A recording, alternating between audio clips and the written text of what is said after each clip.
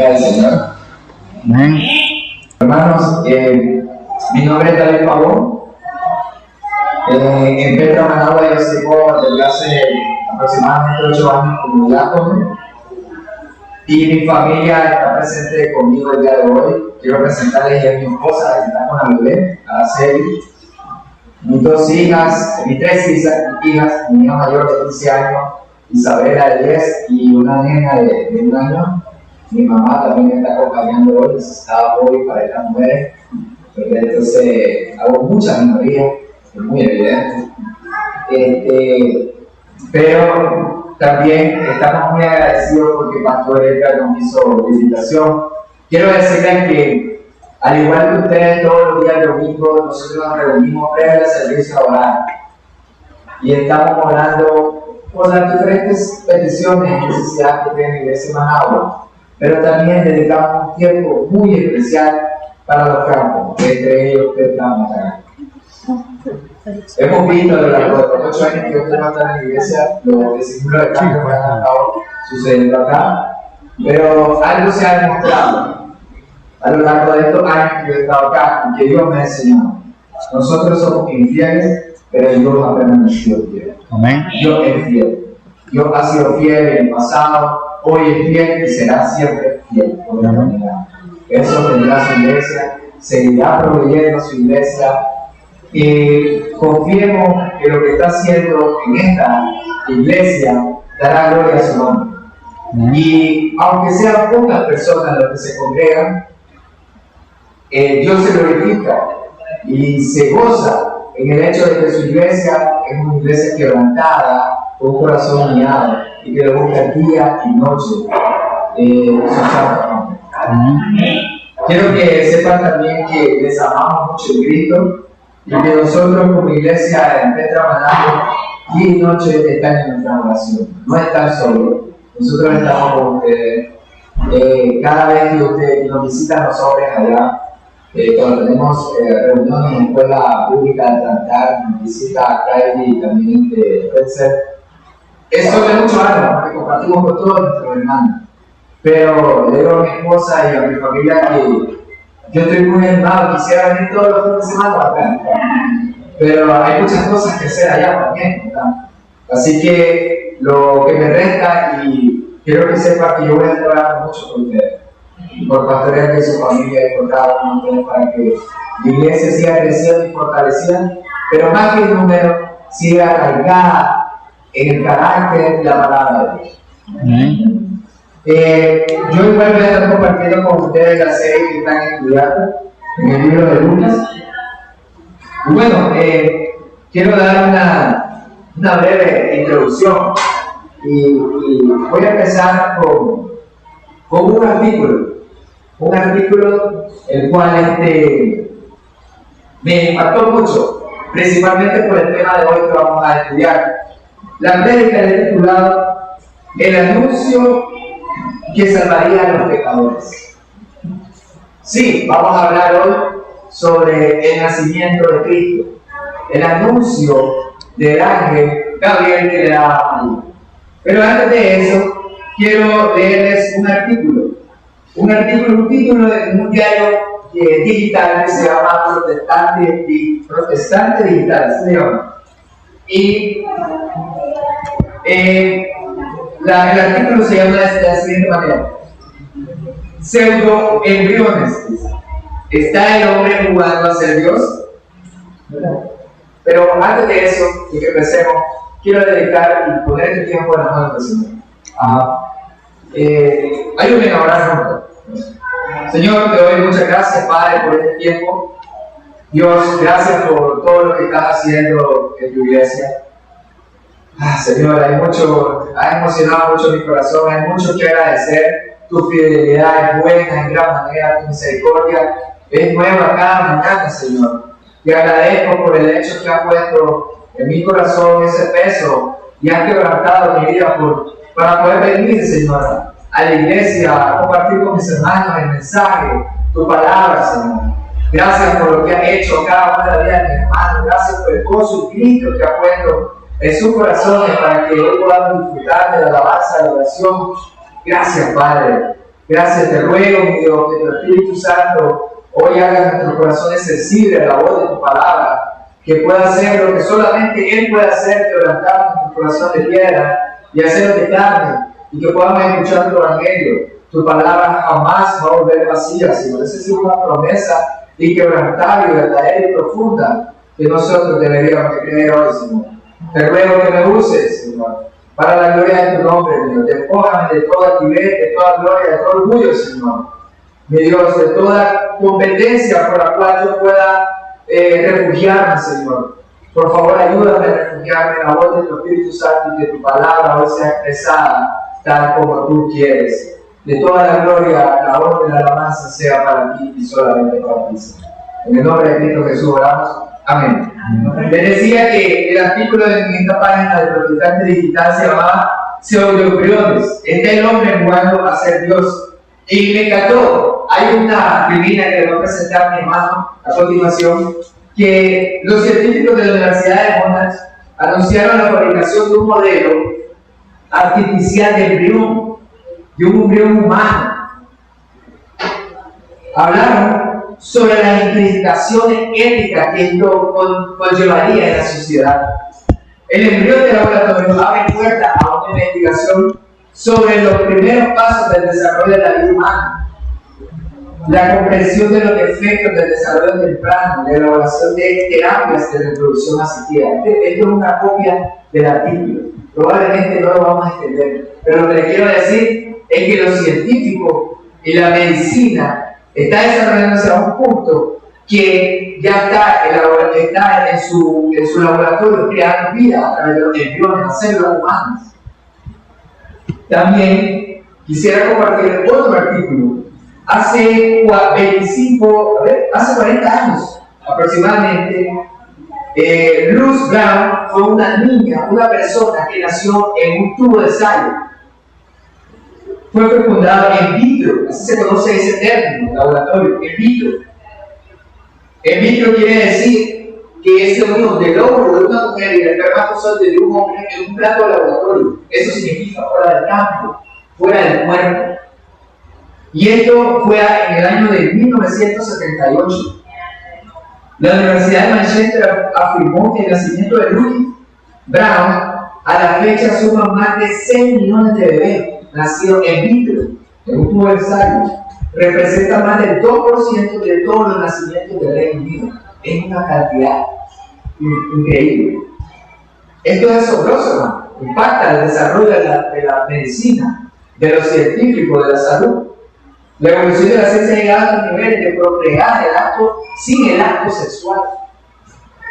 Pero me podrían decir, ¿qué tiene que ver esto? Bueno, para la ciencia esto es un milagro. Para la ciencia esto es un milagro. Pero sus motivaciones en el corazón son incorrectas. Romanos 1:22 dice que afirmaban ser sabios, pero se convirtieron en necios. En todo acontecimiento de la ciencia le llama milagro. Pero si nosotros los creyentes quisiéramos describir en un resumen qué son los milagros, estoy seguro que todo sería alrededor de la vida de Cristo. Y todos los milagros serían afirmados en el Nuevo Testamento. Vemos a Cristo hacer milagros sorprendentes, quitar la lepra de la piel, dar vista al ciego, sanar a la persona que no tenía una parte del cuerpo, a una persona que no le faltaba el ojo, le dio vista, se lo regeneró, levantó a la persona al paralítico, a las personas con epilepsia, a las personas que tenían demonio. Todas estas cosas fueron obra, milagro de Cristo cuando en su ministerio. También vimos que Cristo hizo milagros sorprendentes sobre la naturaleza, detuvo la tormenta, los vientos. ¿Quién es este hombre que ha tenido deseo? La naturaleza, decían los apóstoles. Era increíble los poderes que mirábamos, el poder de los milagros que mirábamos en Cristo durante el Nuevo Testamento. Entonces todo eso se puede desarrollar. Los milagros podemos desarrollar a través de la vida y alrededor de Cristo. Así podemos describir y podemos nosotros brevemente demostrar que hay milagros, pero en torno a la vida de Cristo. Pero también hay un acto sumamente sorprendente, y es su nacimiento, en el anuncio de la llegada de Cristo. Este es un acto sumamente divino, un acto sorprendente, un acto que sobrepasa la mente del ser humano. Pero quiero decirles que para la sociedad, para los científicos, estas cosas son una ofensa. Porque para los científicos es algo inquebrantable, es algo inmutable en la ley de la ciencia que haya reproducción humana imposible, que sea imposible a través de la unión de una espermatozoide de Dios. Es totalmente incoherente, es una locura para ellos que haya el nacimiento a través de algo divino. Se necesita la reproducción de ambos géneros de la casa para tener vida. Porque quiero darle la introducción acerca de estos artículos, porque hablaremos de este acto que muchas veces lo hemos leído, no es algo que desconocemos. Si hemos leído los evangelios sinópticos, los 3 evangelios, estoy muy seguro que hemos pasado y hemos leído el nacimiento de Cristo y el anuncio de este ángel de Gabriel a María. Lo hemos leído muchas veces. Estoy seguro que en la escuela dominical también los niños lo han escuchado. Si se le pregunta a un niño, seguramente va a decir que nació, que un ángel le anunció el nacimiento a María y que es hijo de Dios. Pero si nos preguntaran a nosotros que lo explicaran, tendríamos duda de cómo hacerlo. Entonces lo hemos leído, sabemos de ello, pero no conocemos a profundidad nuestro corazón. ¿Qué quiere decir eso? No estoy tratando de decirte que hoy, con la llegada de mi persona a la iglesia, vengo con erudición, yo te voy a explicar, porque tampoco no lo sé. Yo lo creo por fe, ustedes lo crean por fe. El nacimiento de Cristo a través de una virgen es por fe, es algo divino, es algo hermoso, es algo milagroso, no es algo que lo podamos entender por la ciencia. Vamos a quedar locos buscando el reconocimiento de la ciencia a través del nacimiento de Cristo. Vamos a leer el pasaje de esta mañana y dice así, en Lucas capítulo 1, versículo 26. Acompáñenme, por favor, del 26 al 33 vamos a leerlo. Dice el anuncio del nacimiento de Jesús. Leamos. Cuando Elizabeth estaba en su 6º mes de embarazo, Dios envió al ángel Gabriel a Nazaret, una aldea de Galilea, a una virgen llamada María. Ella estaba comprometida para casarse con un hombre llamado José, descendiente del rey David. Gabriel se le apareció y dijo: saludos, mujer favorecida, el Señor está contigo. Confusa y perturbada, María trató de pensar lo que el ángel quería decir. No tengas miedo, María, le dijo el ángel, porque has hallado el favor de Dios. Concebirás y darás a luz un hijo, y le pondrán por nombre Jesús. Él será muy grande y lo llamarán Hijo del Altísimo. El Señor Dios le dará el trono de su antepasado David, y reinará sobre Israel para siempre. Su reino no tendrá fin. Así termina el versículo. Vamos a leerlo. Pero ¿qué está pasando en este relato que hoy leeremos? Dice en el versículo 26, cuando Elizabeth estaba en su 6º mes de embarazo, Dios envió al ángel Gabriel. Detengamos aquí y examinemos un poco los versículos. Ven esta imagen, el Dios encarnado, la segunda persona de la Trinidad, nacería en el vientre de una virgen, anunciado por un mensajero, por un ángel. Es inevitable para mí pensar el acto voluntario, no pensar el acto voluntario de humillación del Dios que recibe gloria, alabanza, honor, por querubín, por ángeles, serafines, los ancianos, día y noche rindiendo adoración, diciendo: santo, santo es el Señor, santo. Este Dios desciende de los cielos, que está en comunión perfecta con el Espíritu Santo y con el Padre, y nace en el vientre de una joven campesina. Vean ese poder el que asciende con poder al Padre cuando resucita. Después que resucita, primero descendió al vientre de una mujer. Sigamos con el ángel. El ángel llega a Nazaret. Nazaret es una aldea de Galilea. Nazaret es un pueblo oscuro, a 112 kilómetros al norte de Jerusalén. Fue un lugar de baja reputación. Nunca fue mencionado en el Antiguo Testamento. No se escucha el término Nazaret en el Antiguo Testamento. Cuando se referían a los nazarenos, se referían de una forma despectiva, de una forma despreciada, de una forma detestable. Eran de baja reputación las personas de Nazaret. Y en esta relación entre una muchacha viviente del pueblo, una adolescente poco sofisticada, pobre, de repente mientras ella se ocupa de sus asuntos, ¿verdad? Entra un ángel. Saludos, mujer favorecida. El Señor está contigo. El ángel se le aparece con gozo, con regocijo. Lleva una noticia sumamente importante. Ella ha sido elegida por Dios para dar una bendición profunda, para recibir una bendición profunda y especial. Llevaría el Salvador en su vida. No es una noticia cualquiera. Sin embargo, cuando oye esto, se nos dice que su respuesta inicial es que ella está preocupada. Ahora, puede sonar extraño. Nosotros también podemos decir, pero María está recibiendo un anuncio sumamente importante. Van a hacer esto, ella lo sabe. Ella nos está diciendo. Pero, ¿se imaginan ustedes que de pronto estén barriendo en el patio de su casa y se enciende una luz profunda, brillante, que nos tiene ciego, y un hombre en forma de, un ángel en forma de hombre, con ropa blanca, y comienza a hablarnos? O sea, ¿cómo vamos a reaccionar nosotros? ¿Creen ustedes que aquí estoy, Señor, heme aquí, quiero escuchar tu mensaje? Probablemente salimos corriendo, hermano. Probablemente nuestras convicciones son movidas en ese momento. Porque es un acto sobrenatural, es un acto que nunca hemos visto. Entonces, ¿cómo reaccionaríamos nosotros? Por eso es que ella, confusa, esa era la escritura, confusa y perturbada, se trató de pensar lo que el ángel quería decir. Era un mensaje que estaba diciendo. Entonces, puede parecer un poco extraño la gran bendición, este tipo de experiencia. Pero dice de que confusa y perturbada María trató de pensar lo que el ángel quería decir. No tengas miedo, María, le dijo el ángel, porque ha hallado el favor de Dios. El ángel, por supuesto, reconoce y sabe que María está preocupada. Por eso le aclara. El ángel estaba por anunciar que ella sería la madre de un rey. Corrijo, ella no iba a ser la madre de un rey. Ella iba a ser la madre del rey, Cristo Jesús.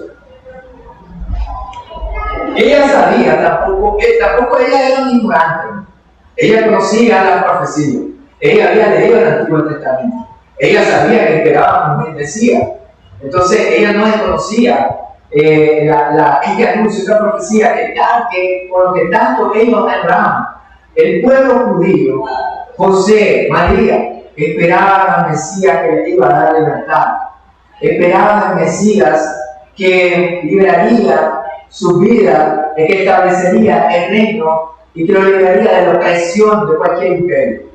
Aunque el pueblo de Israel ya no estaba en exilio, ya no estaba bajo la presión de esos pueblos paganos, aún se sentía oprimido. No estaban libres. Recuerden que ellos estaban bajo el imperio de Roma. Entonces, ellos esperaban el anuncio de la llegada del Mesías. Y evidencia de que María conocía esta profecía, lo da más adelante en los versículos 47 y 48. Hemos leído el himno, el Magnificat de María, siempre en el libro de Lucas, más adelante lo vamos a estudiar. Pero vamos a leer unos versículos. Y evidencia, inspirada ella por el Espíritu Santo, dice en el versículo 45, 47, 48 y 55, dice ella: cuánto mi espíritu se alegra en Dios, mi Salvador, pues se fijó en su humilde sierva, y de ahora en adelante todas las generaciones me llamarán bendita.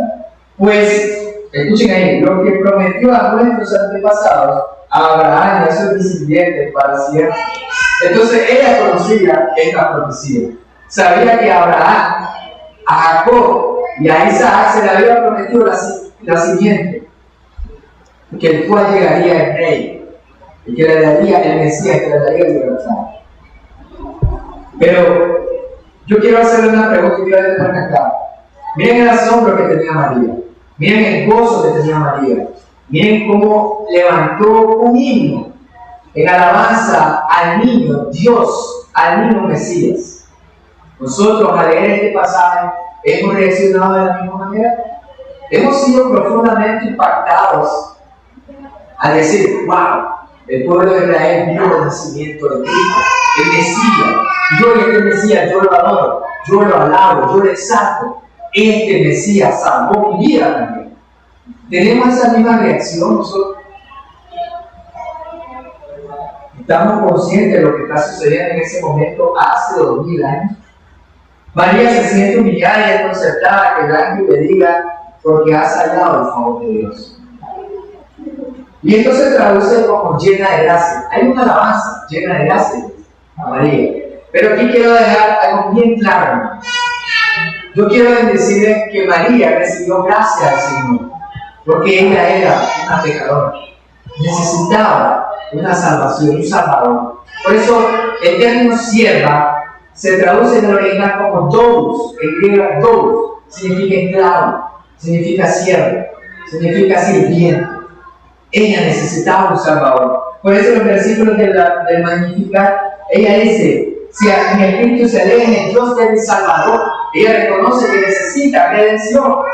Ella necesita un salvador que redima su vida de pecados. Pero ella aún así recibe gracia.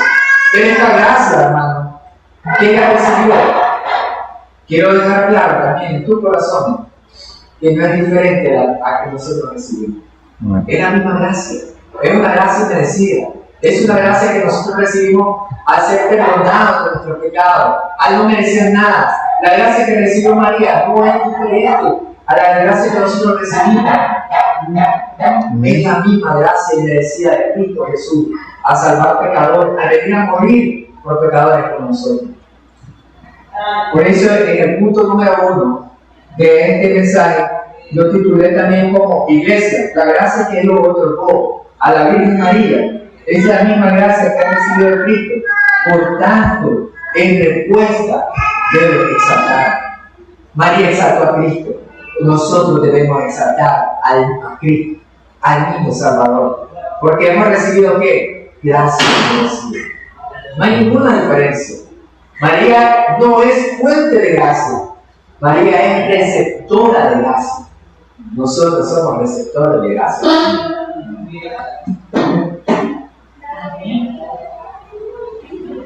Santo Tomás de Aquino, un padre apostólico, dijo que en esta ocasión María se estaba rindiendo y estaba aceptando la autoridad de Dios. Ella no estaba dictando lo que iba a ocurrir. Ella no fue la portadora, la mensajera.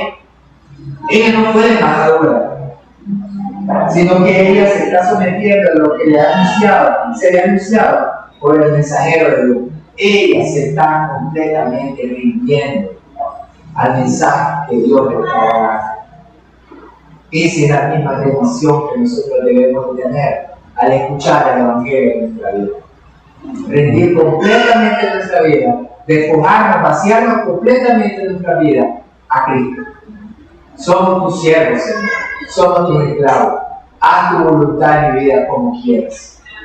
Y aunque pareciera un poco egoísta, la voluntad de Dios no es como la de los hombres.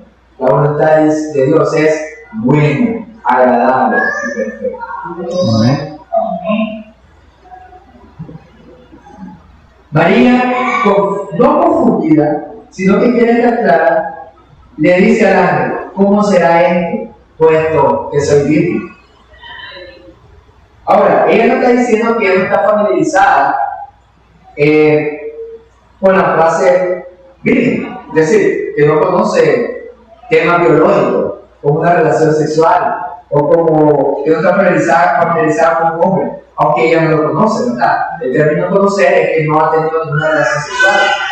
Ella no está diciendo eso, que no está familiarizada. En el modismo hebreo significa que nunca he tenido relaciones con un hombre. Es decir, entonces, ¿cómo va a ser posible eso si yo soy virgen? Así que no es un desconocimiento sobre biología, María lo que está diciendo es que no puedo tener un bebé sin el proceso normal de procreación. Y yo estoy descalificada debido a que soy virgen. ¿Cómo voy a hacer eso? Eso es lo que está ella diciéndole al ángel. Pero nosotros sabemos que este acto es un acto y una obra genuina del Espíritu Santo, divina, es un acto sobrenatural. Por tanto, la ciencia y la naturaleza no lo pueden hacer ni lo pueden explicar, porque esto solo lo podemos entender por medio de la fe. Miren qué sorprendente. Eso fue hace 2000 años. Así nace Jesús. Pero hace 6.000 años aproximadamente se dio este acto también. Dice en el libro de Génesis, en el capítulo 1, que la Trinidad en armonía, el Padre, el Hijo y el Espíritu Santo, creó de la nada todo. Entonces no deberíamos de sorprendernos este acto, aunque debería asombrarnos, pero no sorprendernos porque Dios ya lo hizo una vez. Dios lo hizo en su creación. Dios hizo en 6 días, literal, toda su creación. No como dicen los científicos, 4 millones y millones de años en evolución, según lo que dicen ellos. La prueba de carbono lo demuestra, dicen ellos. Pero no, para Dios eso no es imposible. Dios con la voz de su palabra crea, sea hecho, dice, sea hecho. Entonces para el Señor no es imposible lo que estamos viendo acá. El poder omnipotente de su voz se puede traducir en el nacimiento de un bebé, fertilizando de una manera sobrenatural un óvulo material en el vientre de una mujer. Así que es por fe que creemos estas cosas. Él es nuestro Dios, hermano. No hay nada posible para Él. ¿Lo creemos? Entonces, ¿por qué dudas que hay cuando estás en situaciones difíciles? Entonces, ¿por qué te preocupas tanto? ¿Por qué te afanas? ¿Por qué cuando las situaciones, las circunstancias vienen a tu alrededor y te golpean fuerte y te ponen contra la pared y no sabes cómo resolver por tu fuerza humana? Porque dudas del poder de Dios. Porque cuando la enfermedad te agongoja, te golpea, entonces recurres rápidamente a soluciones humanas, al médico, a la medicina, a los recursos. Si tienes un Dios poderoso, hermano, ¿por quién duda de su promesa y su carácter? Alabemos a un niño, sí, a un niño llamado Cristo, que nace para salvarnos. A un niño, hermano, que es Dios encarnado. Sigamos con el versículo 31. Concebirás y darás a la luz un hijo, y le pondrás por nombre Jesús, que significa salvará. Él será muy grande y lo llamarán Hijo del Altísimo. El Señor Dios le dará el trono de su antepasado David. Este pasaje es claro. ¿Saben por qué? Porque ya les hablaba de que el pueblo judío esperaba, y era una profecía mesiánica. La encarnación de Cristo fue algo sobrenatural. Se dio el acto de la deidad de Cristo. Dios, hecho hombre, Emmanuel, estuvo con nosotros, pero también este hombre, 100% hombre, también es 100% Dios. O sea, sus dos naturalezas completamente en armonía, perfectamente en armonía. Y Cristo por eso hace obras milagrosas y grandiosas, pero también se cansó, tuvo hambre. Esas son características del ser humano. Tuvo sed, durmió, características de un ser humano. 100% hombre, 100% Dios, al detener la tormenta y los vientos y el agua del mar. Ahora, los líderes judíos de la época creían que el Mesías prometido sería el hijo de David. Ustedes se acuerdan del ciego nacimiento, el hijo de David, ten misericordia de mí. El pueblo conocía la profecía, escuchaba y esperaba al Mesías, esperaba al hijo de David, al Mesías. Así que no había duda de que Cristo nacería para ser el Mesías. El problema para los judíos era que también era Dios. El niño que nació también se iba a llamar Dios, no solamente Mesías. Entonces, de hecho Jesús vino a ser el hijo de David, tanto hijo de Dios. Pero cuando él dijo eso, que él era hijo de Dios, cuando perdonó pecado, le dijeron que la pena. Y aquí esto es nuestra realidad, y esto es una realidad en nuestra sociedad. Actualmente no escuchan a Cristo. Actualmente nos dicen locos. Actualmente no creen que Cristo sea 100% hombre y 100% Dios. Creen a un Cristo a su imaginación, a su mente. Un Cristo pequeño. Creo que la gente en la actualidad está dispuesta a creer que Cristo nació para morir por nuestros pecados. ¿Verdad? Creo que están dispuestos a que él sea el hijo de David. Lo aceptan. Ellos están dispuestos inclusive a que sea, a que podamos decir, bueno, no es linaje de David. Pero no quieren que sea un Dios en carne humana. Quieren que Cristo sea un sanador. Quieren que Cristo sea un proveedor. Quieren que Cristo sea un restaurador de los matrimonios. Quieren que Cristo sea un perdonador. También quieren a Cristo como amor. Y todas estas características son buenas y reales, atributos de Cristo. Pero no quieren a Cristo como Salvador y Señor. Solo queremos a Cristo cuando necesitamos. Incluso algunas personas totalmente incoherentes e ignorantes quieren a un Cristo como un amuleto que le concede todas las peticiones y deseos pecaminosos de su corazón. Quiero un auto, quiero una casa, quiero salir de viaje en el nombre de Cristo. Por eso existe ese mal término de teología de la prosperidad, que no es teología, es herejía. Por eso es que existen estas corrientes donde llaman a Cristo como que fuera un ingenio de la lámpara. Lo frotan y comienza a complacer todos los deseos pecaminosos del hombre. Todos esos deseos de materialismo. Quieren a este Cristo, pero no quieren a Cristo, Salvador de su alma, porque ellos no creen que necesitan un Salvador. Y jamás querrán a un Cristo que sea Señor y amo de sus vidas. Porque quieren ellos vivir sus placeres, quieren vivir su vida como desean. Creo que la gente en la actualidad de nuestra sociedad quiere esto todavía. Por eso es que la iglesia necesita anunciar el Evangelio. Por eso es que Petra Manabra está llamada a predicar el Evangelio. Necesitamos predicar a Cristo, nacido de una virgen, muerto en la cruz del Calvario por nuestros pecados y resucitado al tercer día. Y asciende a la diestra del Padre. Ese es el Cristo que nosotros predicamos. Ese es el Cristo el cual tú tienes que adorar y que yo debo adorar todos los días de mi vida. Juan Calvino dice una frase interesante. Nosotros desmembramos a Cristo, lo separamos de sus atributos. Por eso él decía, queremos a un Cristo que sea amor, sanador, proveedor, pero no queremos a un libertador de todos nuestros vicios y males, pero no queremos a un Cristo Señor y Salvador. Entonces desmembramos a Cristo. Solo ciertas cosas quiero del Señor. No lo quiero completo, no quiero que Cristo sea como tenemos nosotros muchos por alabar en nuestra camiseta, como el lema de la iglesia. Cristo es suficiente, completamente suficiente para nosotros. Y quiero llevarte al punto número 2. Iglesia, el niño anunciado también es tu Señor y Salvador. Debe responder en obediencia a su señorío.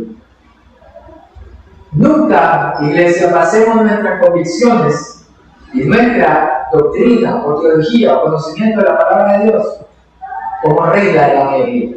Si la mayoría quiere creer en cosas que no dicen la Escritura, ven a Él. Nosotros tenemos que formar convicciones en la palabra de Dios. Nosotros debemos de creer lo que dice la Escritura. Nosotros vamos a refugiar en lo que dice la Escritura. Por eso es que nosotros predicamos sola Escritura, porque creemos y confiamos que la palabra es completa, completamente itinerante, completamente inspirada por el Espíritu Santo. Nosotros nos refugiamos en la palabra, no necesitamos revelaciones extraordinarias, no necesitamos visiones y sueños. No porque Dios soberanamente no pueda hacerlo, porque no es por eso, porque no voy a limitar a Dios de su poder, su grandeza.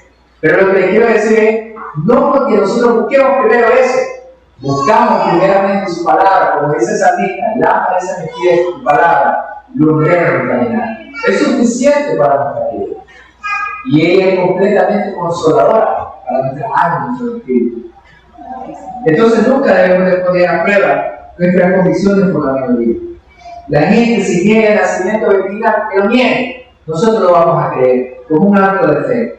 Puede haber mucha gente que desafía la lealtad de Cristo y no quiere hablar sobre estas cosas, pero nosotros no podemos negar esta realidad en nuestra vida. Entonces, ¿de quién es hijo de Cristo? Hijo de David en términos humanos, pero él también es de verdad. Ambos son respuestas bíblicas. Para un entendimiento de encarnación, Jesús es Dios en cuerpo humano, humanamente a través del linaje de David, pero también tiene derecho a gobernar el mundo. Pero también en la esencia de Dios Padre.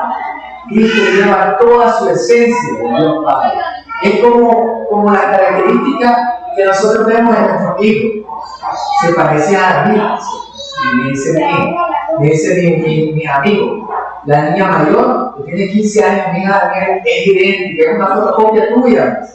La única diferencia es que es niña.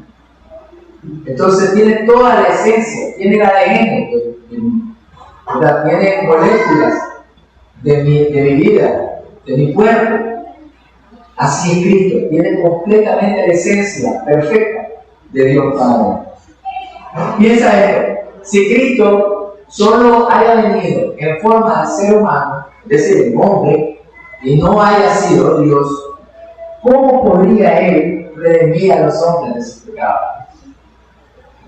Si Él hubiera venido en forma de hombre, hubiéramos dicho, Él es el Mesías, Él iba a morir por nosotros, en forma de hombre, y Él hubiera predicado a los niños, ¿cómo Él hubiera podido conquistar la muerte? ¿Cómo Él hubiera cargado o conquistar el pecado de toda su humanidad, de todo su peregrino? ¿Cómo habría sido posible si Él no hubiera sido Dios? ¿Cómo Él hubiera conquistado el poder de Satanás y el infierno si Él no hubiera sido Dios? Porque para eso tenía que ser Dios. Entonces vemos la no naturaleza de Dios. Vemos el poder de Dios en el anuncio de Gabriel a María. Iba a nacer el Hijo de Dios en el vientre de esta mujer.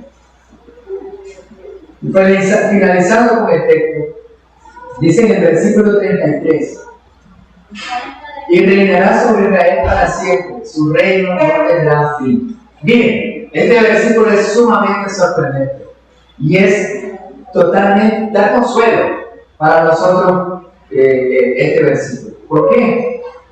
Y ellos esperaban en ese momento, en su época, al Mesías. Algunos judíos ortodoxos todavía están esperando al Mesías, no lo reconocieron como Salvador.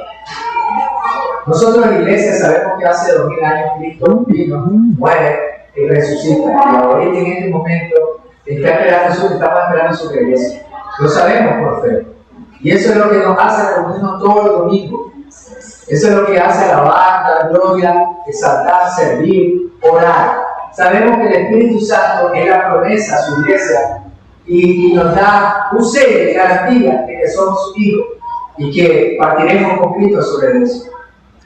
Estas son promesas fieles de Dios. Pero, y dice que reinará sobre Israel para siempre, su reino no tendrá fin. Bueno, uno de los atalayas, que significa un mensajero, un enviado, fue Juan el Bautista. Y después Juan el Bautista inició con un mensaje muy claro y contundente. Y dijo él: arrepentidos de su pecado, porque el reino de los cielos se ha acercado. ¿Y qué quiso decir Juan con esto? El reino de Dios, el reino de Cristo se estaba estableciendo con la llegada del Señor. Se estaba estableciendo con Cristo. En ese momento, el reino de los cielos se estaba inaugurando. Lo que yo esperaba durante mucho tiempo en predicaciones de los predicadores y profecías de los profetas mayores y menores, en ese momento se estaba cumpliendo. Cristo estaba llegando. Estaba anunciando el reino de los cielos, el reino establecido en la tierra. Pero algo sumamente importante en los corazones también de todas las personas. Pero el pueblo de Israel esperaba un reino que se estableciera con la llegada del Imperio Romano, un reino que se estableciera por la conquista, por la fuerza, por la guerra. Por eso es que muchos de ellos quedaron decepcionados con el reino de Cristo, porque Cristo no vino con espada, vino con la palabra de Dios. Vino a golpear los corazones de los hombres, no vino a asesinarlos, vino a darle cumplimiento a toda esa profecía, vino a darle cumplimiento y claridad y la aplicación práctica de todos los mandamientos de la ley. Y algo que es sumamente importante, quiero hacer de conexión, es que el profeta Isaías en el capítulo 9, aproximadamente 700 años antes de Cristo, él lo anunció. Y lo vamos a leer. Dice así en el capítulo 9, versículo 6. Pues nos han nacido niños, un niño se nos ha dado, el gobierno descansará sobre sus hombros y será llamado Consejero Maravilloso, Dios Poderoso, Padre Eterno, Príncipe de Paz. Lean esto: su gobierno y la paz nunca tendrán fin. Reinará con imparcialidad y justicia sobre el trono de su antepasado David por toda la eternidad. El ferviente compromiso del Señor de los ejércitos celestiales hará que esto suceda. ¿Quién lo ha dicho? El Señor. Y esto se cumplirá. Lea esto, hermano. No es un ángel que asegura un reino para siempre.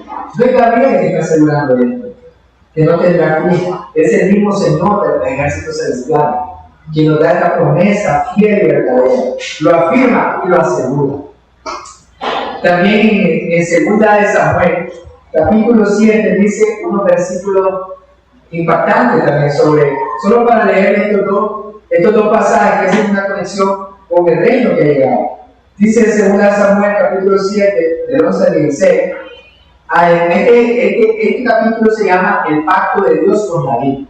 Y dice: además, el Señor declara que construirá una casa para ti, una dinastía de reyes, porque después de David vendrían muchos reyes, incluido Salomón su hijo. Pues cuando mueras y seas enterrado por tus antepasados, levantaré a uno de tus hijos de tu propia descendencia y fortaleceré su reino. Él es quien edificará una casa, un templo para mi nombre, y afirmaré su trono real para siempre.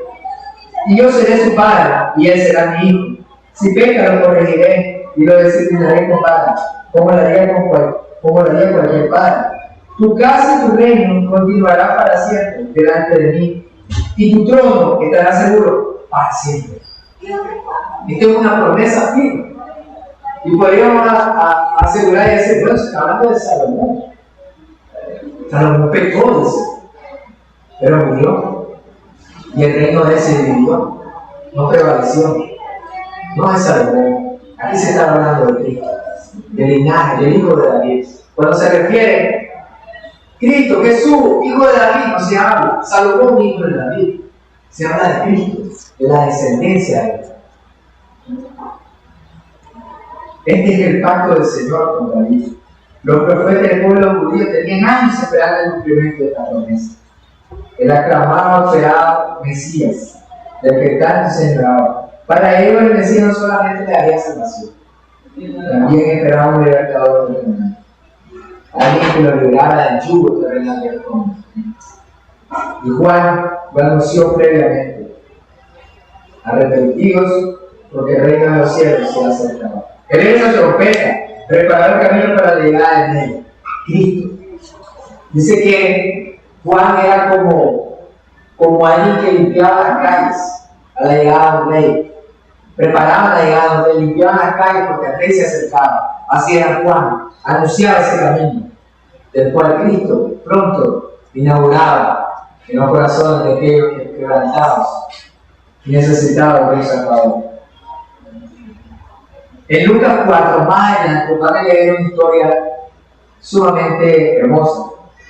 Cuando Cristo llega a Nazaret, y dice en Lucas 4:16: cuando llegó a Nazaret, la aldea donde creció, que nació allí, fue como de costumbre la sinagoga el día de descanso, y se puso de pie para leer la Escritura. Le dieron el rollo del profeta Isaías. Jesús lo desenrolló y encontró el lugar donde estaba escrito lo siguiente: el Espíritu del Señor está sobre mí, porque me ha ungido para llevar la buena noticia a los pobres. Me ha enviado a proclamar que los cautivos sean liberados, que los ciegos verán, que los oprimidos serán puestos en libertad, y que llega el tiempo del favor del Señor. En ese momento lo estaba leyendo Cristo. Y eso había llegado, habían sanado, había milagros, había ciegos, había paralíticos levantarse, había milagros sorprendentes. Lo enrolló de nuevo, en el versículo 20, lo enrolló de nuevo, se le entregó la ayuda y se sentó.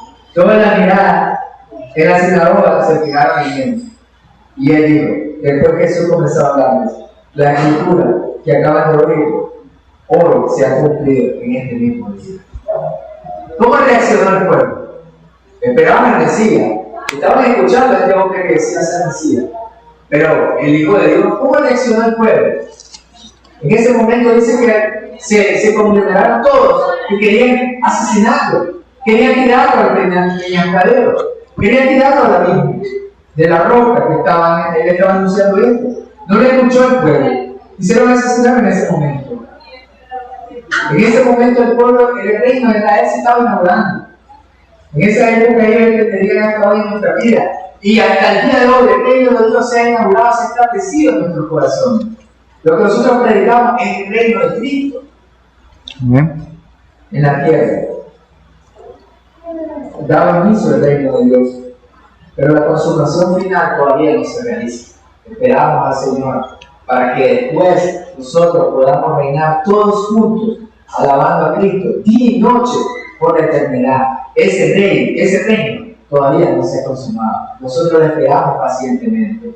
Por eso que Apocalipsis dice, y en ese ahí dice, ven, Señor, te esperamos. Esa es una promesa verdadera.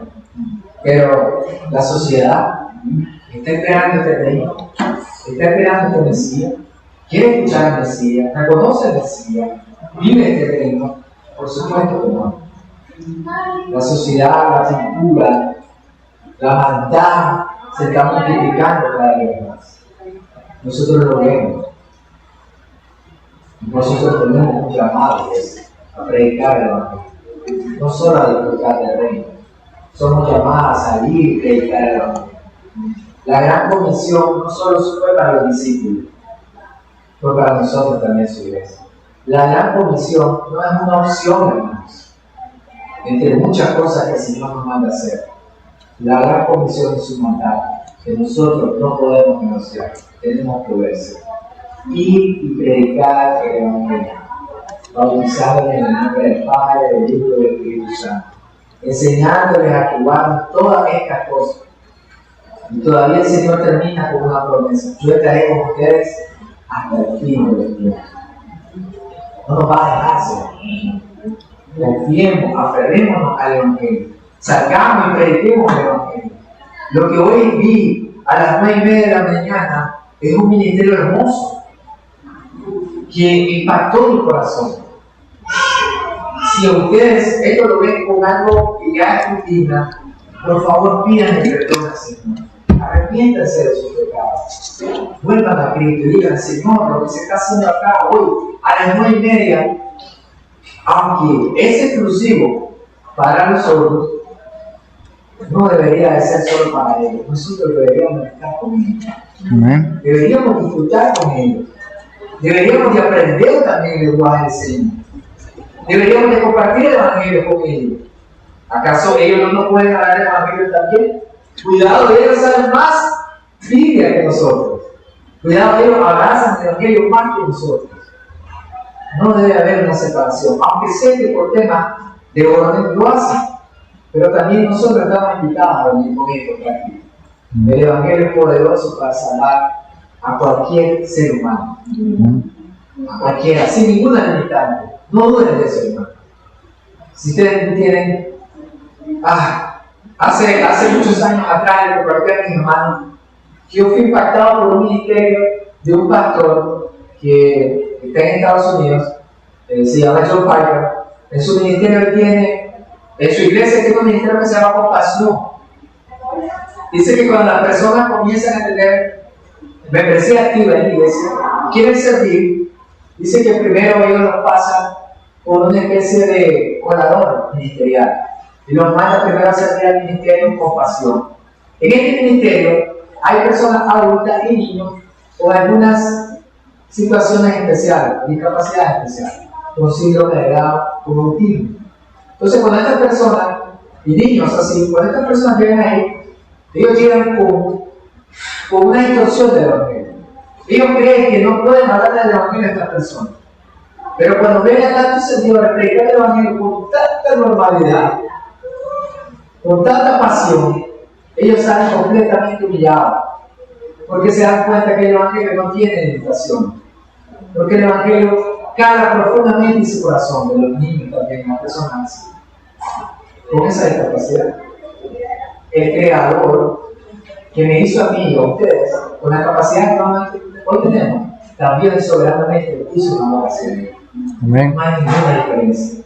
Todos somos creación y a imagen de Dios. También necesitamos el evangelio, lo necesitan ellos. Son personas pecadoras que necesitan ser redimidos.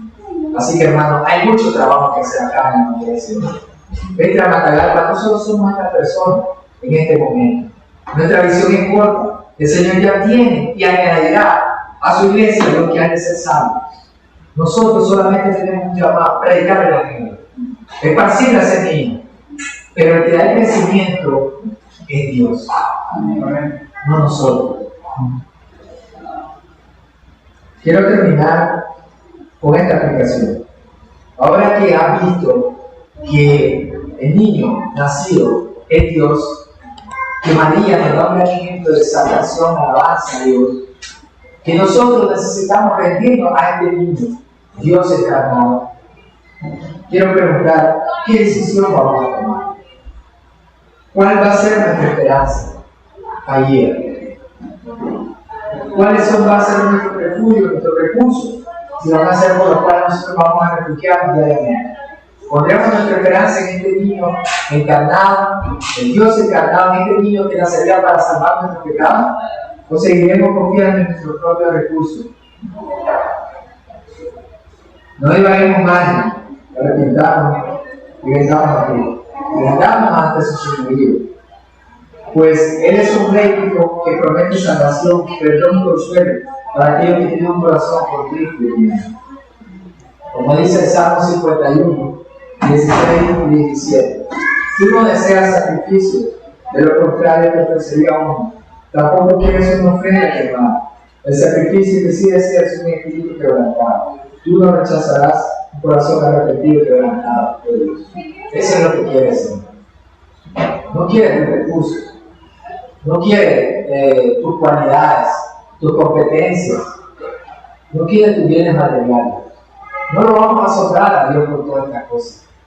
No lo vamos a adaptar delante de Dios. No crean que Dios está preocupado o desesperado en los cielos, buscando cómo llenar la iglesia y dice: voy a amar a mi hermano Rexer, voy a amar a mi hermano Jonathan, porque sin ellos no va a funcionar la iglesia.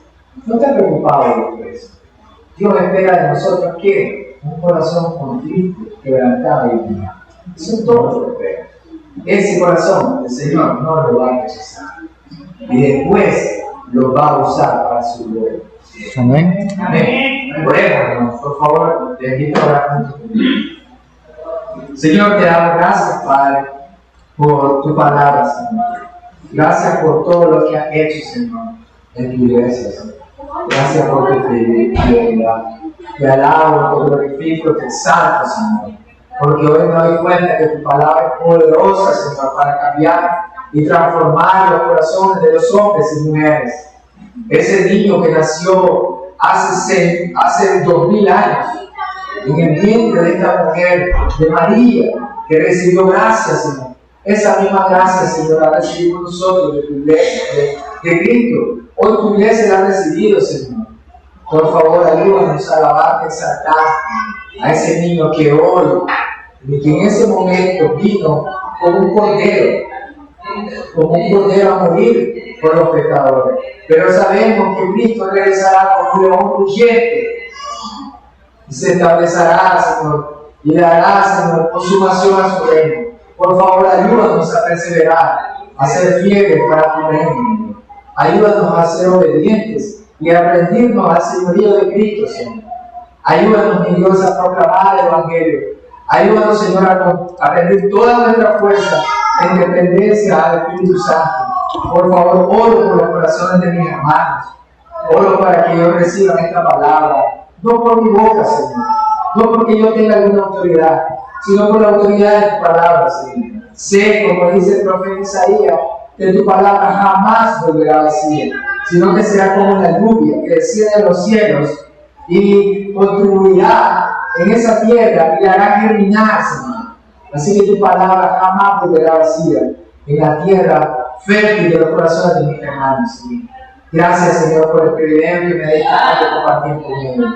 Te doy gloria, alabanza y honor solamente a ti. Gracias, en el nombre de Cristo Jesús. Amén. Amén. Gracias.